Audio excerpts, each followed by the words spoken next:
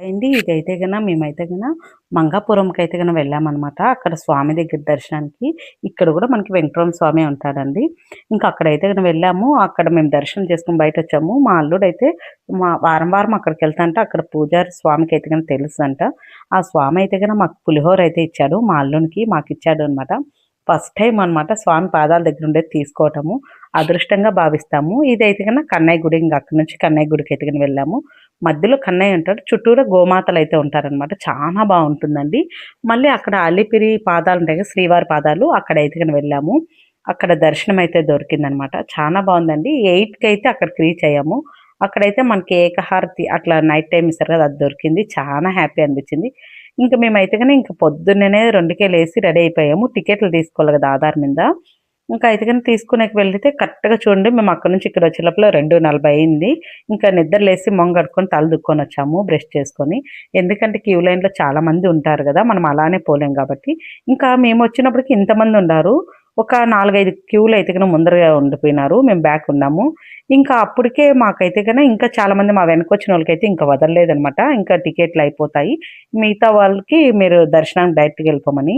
మేము 2:40కి queue లైన్‌లోకెళ్తే morning 6కి ఇస్తాము అని చెప్పారండి. మామూలుగా 4కే ఇస్తారంట. లేదు ఈ 6కి అన్నారు. మనకి 6 నుంచి వచ్చినోళ్ళకైతే అసలకి దర్శనానికి 6కి, 5కి వచ్చినోళ్ళకి కూడా లేవనమాట. టికెట్లు అయిపోయాయి. మేమే 2కెళ్ళామంటే అక్కడ 12 నుంచి ఉండారంట.